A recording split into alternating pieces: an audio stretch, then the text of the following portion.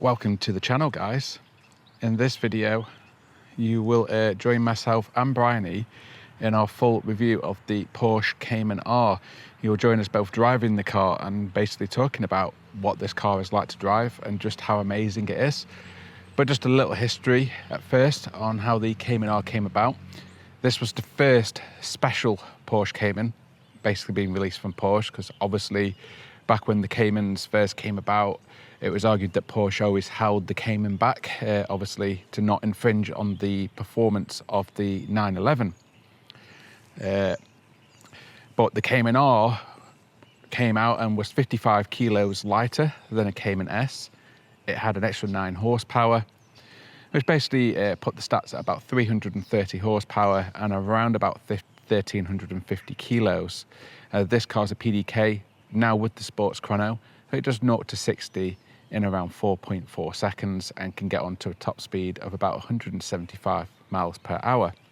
Porsche made around 1,600 of these cars, of which 200 made it to the UK, and there is only 42 in Peridot green, of which about half are between PDK and manual. This is a PDK, so that means it's about 20, and again half again with the bucket seat. So it's an incredibly rare car. You also join us at Langley Castle, which I can say is a beautiful place to stay. This neck of the woods is truly awesome as well. The roads around Northumberland heading towards Scotland are truly fantastic, and I can highly recommend it. We're staying in the tower room here. It's a really nice room, very authentic medieval style. But let's just get back to the car. So yeah, we're doing a long weekend away. We did Friday night in Calder Forest and went to the observatory to do some stargazing. Highly recommend that. Now tonight we're here at Langley Castle, also a really stunning place to stay. And tomorrow night we are staying in Edinburgh, where Bryony picks up her new car. But of course I'll let her reveal that herself, or I will. So how's the Porsche been on these few days? Well, one of the most amazing things about this car, I'm not going to talk about the driving, because obviously we will be doing in-car driving, enjoying this car on the roads, and we can talk about the driving and the handling balance then. But let's talk about the practical side of things. This car, bear in mind, I am with my girlfriend, and you know, any gentlemen out there who have a girlfriend, wife, will know they don't generally pack light. So one of the amazing things about the Cayman R is you have so much storage space. So you've got a massive frunk, and you can get a couple of carry-ons or several soft bags. And then you've also got a rear boot, where again, you can get a carry-on or a carry-on and a soft bag, or a few soft bags. I'll show you that. So as you can see, plenty of storage space. We didn't even need to use the storage space there above the engine. But yeah, in short, extremely practical for if you want to do a weekend, a long weekend away, or even a European road trip. The Cayman R, or any Cayman of any generation, all Caymans and Boxers are superb for this. They all have a lot of storage space with the basically 2 boots that you get in the car, front and rear. Fuel consumption on the way down, the motorway jaunt doing about 80 miles an hour was about 39 to 42 miles to the gallon. So it's very economical on a long, steady cruise drive. So again, it would make it ideal for road trips and European trips. Once we got onto the Northumberland roads and started enjoying the car, you know, using the power range, etc., yeah, looking at mid to high teens. Our average so far for the trip now, we basically reset it before we set off from Stoke-on-Trent. Our average now is about 20 miles to the gallon. So yeah, but we've been really enjoying this car. The roads have been absolutely abandoned. So we've had the roads totally to ourselves, and the car has really proved 0 issues. Obviously we wouldn't expect to have any issues, but it has been absolutely flawless. The Cayman R, you've got to buy it in Peridot. It was the lunch colour for this car. No other Cayman, you can't buy a Cayman S in Peridot, you cannot buy a Cayman S in Peridot, apart from maybe like a later generation Porsche GT4. It's fair to say, Bryony got her hero car, her dream car. Sometimes they say you should never meet your hero. Bryony's met a hero, and thankfully, this hero has lived up to expectations. She absolutely adores it. So I guess that means that I'm not ever going to be selling it. Not that I would, because I've obviously been driving it today. This is my truly proper driving it, where you can get it out on open country A and B roads where there's no traffic. And I've been truly able to like flex the car, you know, really use all the gears, use the power range, push the handling, push the brakes. Pretty much everything on this car is a 10 out of 10. I'm going to say the chassis and the handling balance and the way you can slide it or the way you can't slide it. You can either drive it smooth and neat and be very quick, or you can have some fun. That's an 11 out of 10. That is the strongest point of this car. Also, something else that's really amazing about the Cayman R, it's so tiny. We've been on some pretty narrow B roads this weekend, and I have never ever at one point thought, oh, this is daunting. What happens if there's a tractor coming around the next corner, etc., etc.? Not once. This car is small, it's very easy to judge, it's very tiny, and yeah, it oodles, it inspires massive confidence. Absolutely huge levels of confidence driving this around on the roads. When you want to overtake a tractor on a narrow country road, in this car you can do it, because it's a small car. I mean, you can see this is not a wide car. It's perfectly sized for your typical British B road, and to enjoy it and to have fun. It's not the fastest car out there, but I'm pretty much be willing to bet anybody, it may not be the quickest, but after you've driven it, it's certainly one of the most fun. You join me for the driving segment of my Cayman R review. So obviously, what makes the Cayman R such an amazing B-road blaster is that induction noise, and that's just a mid-range RPM. We didn't rev out then. We will actually take it through the gears shortly. But what is a Cayman R? Obviously, I've told you everything about that in the introduction to the video, but in short, it's for 55 kilos lighter than a Cayman S with an additional 9 horsepower. But it's more than the sum of its parts would suggest, because you do get stiffer springs and beefier anti-roll bars, which give even more feel to the car. When I'm talking about feel, this car transmits feeling from every avenue. So around my hips, I can literally feel everything in this car. That, you know, the car pivoting on its axis, being mid-engined, the car absolutely pivots beautifully. I mean, it's such a fun car, and also it's a really fun car at actual legal speeds as well. This car has so much feel. But yeah, so the weight savings, it is more than, you know, you look on paper, you're like, oh, only 9 horsepower more and 55 kilos lighter, of which this car is actually 40 kilos lighter, because we do have the aircon and the radio back in, which is an absolute must for a car that you want to enjoy on the road. Now, what I will say is we're up in a really beautiful part of the UK. We're in Northumberland, so the roads are totally deserted, and Bryony just gives you a view of the landscape out now of this road. It is truly incredible.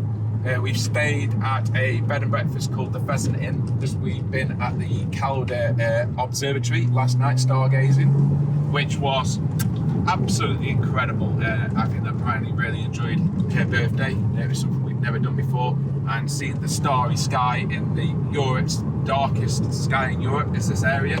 The stars looked incredible, absolutely incredible. Yeah, we're back on these roads. They are incredible. I am taking it easy because it's been a freezing night. They don't grip the roads here, and although it's warming up, the roads are incredibly slippery just because of the greasiness. But we'll do some downshifts, and I'll show you what it's like just to enjoy opening up the Cayman R. So let's slow it down a bit, and as soon as we come to the straight bit, see if we get grip. Oh yes.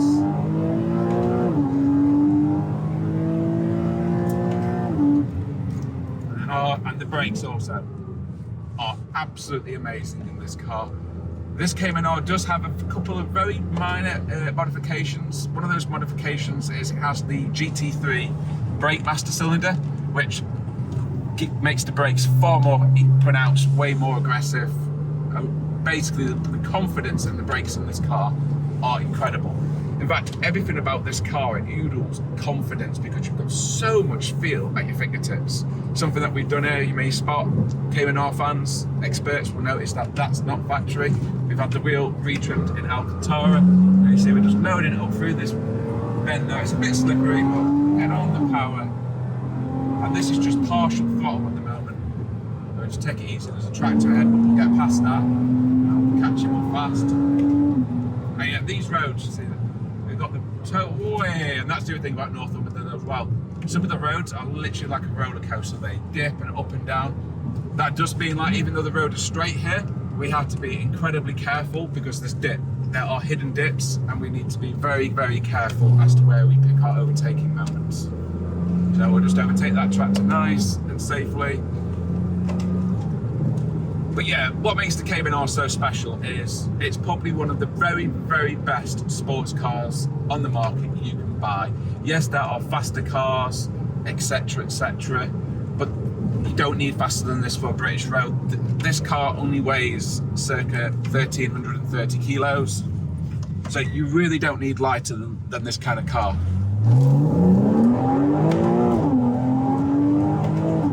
And they're 60. Just like that. So you don't need anything quicker. But where this car comes into, it's just the handling balance.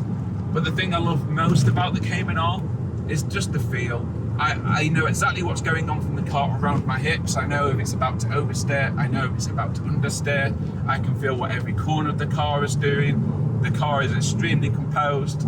Anybody who's driven Northumberland roads, though they are amazing, will also know they're very undulating and very uneven and not the smoothest. And though the Cayman R is quite a bit firmer than your typical Cayman S because it doesn't have the PASM suspension, so you're always in basically firm mode, it still handles these roads fantastic. So now we're in a higher gear and just listen to that beautiful induction sound. We'll go down the gears now.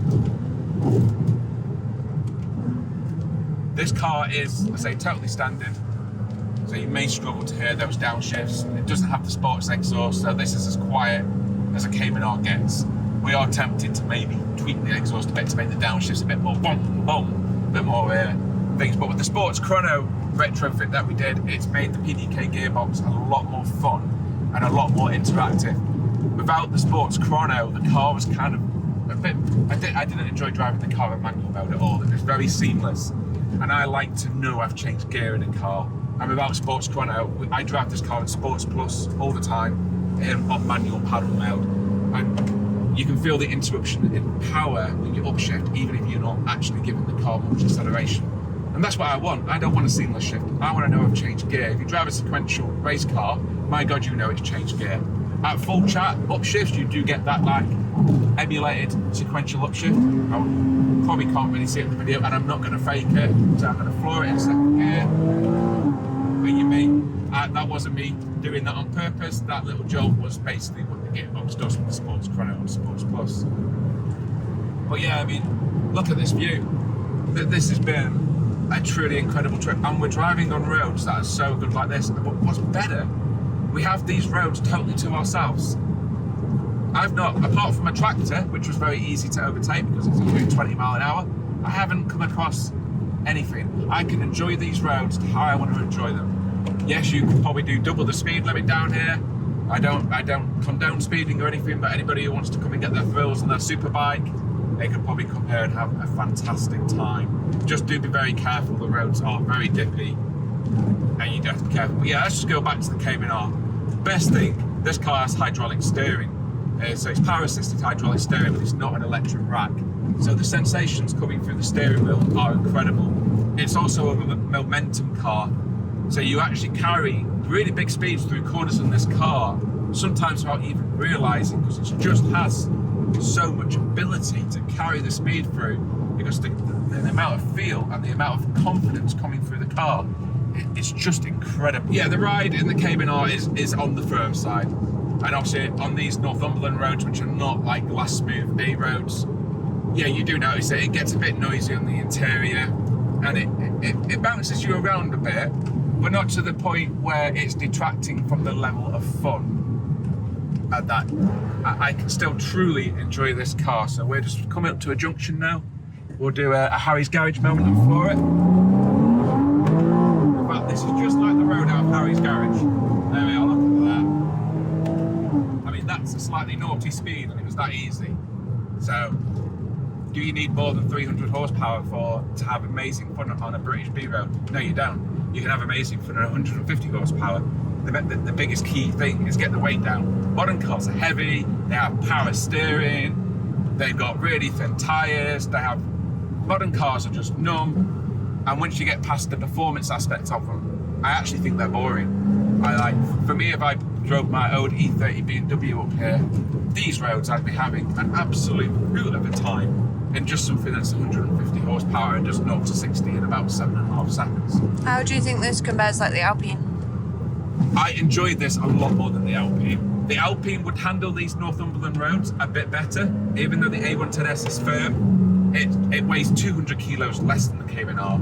So its ability on this kind of road, it does ride that bit better. But in these conditions in the Alpine, I would be driving it a little bit like on eggshells, because I love to get sensation of feel from a car. And the Alpine is incredibly capable, but it does lack feel, especially from the steering. Whereas this car on any tyre has incredible steering feel.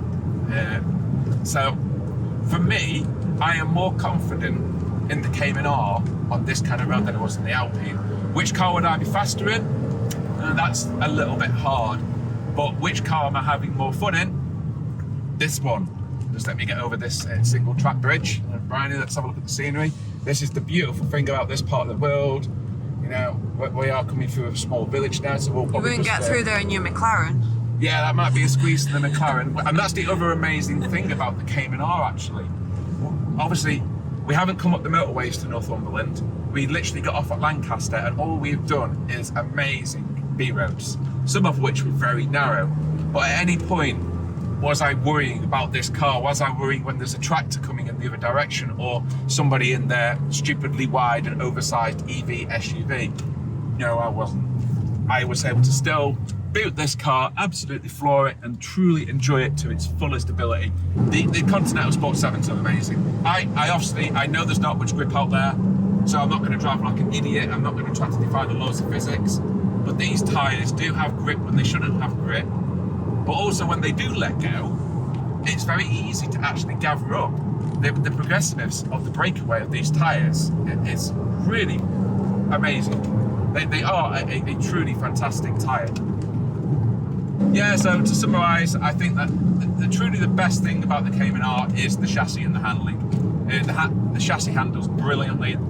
There's just the right amount of grip to actually exploit the chassis and enjoy the chassis.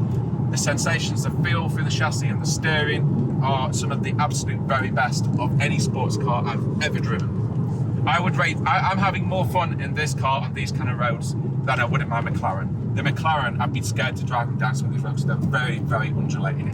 It would be crashing and bottoming out on the road a lot. And when your whole car is carbon fibre, yeah, you don't want to be doing that. And the other thing I've not talked about is the engine of the Cayman R. Like I say, we get the gears down again. So if I just get on it, it's naturally aspirated. Wait for this. Instant. There's no turbo lag, and we can get it in. I mean, look at that. You can just turn it into a corner. I mean, let's just do a minute of me not speaking and enjoying this great car.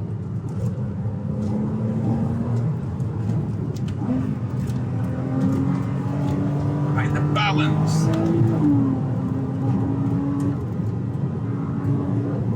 Some mud on the road. Just be careful of that.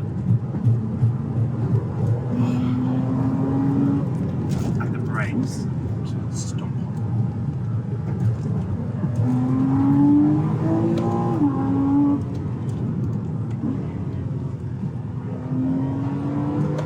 The engine is great. It obviously naturally aspirated.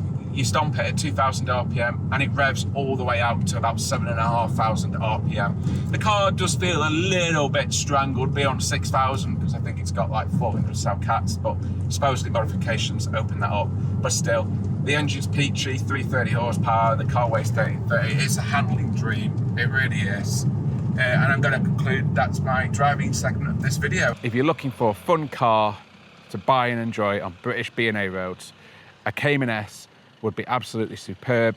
The Cayman R just adds that extra bit of precision, that extra bit of feel, that little bit extra performance. Everything's just turned up a little bit. It's not a night and day difference to a Cayman S, but everything is just dialed up a little bit extra.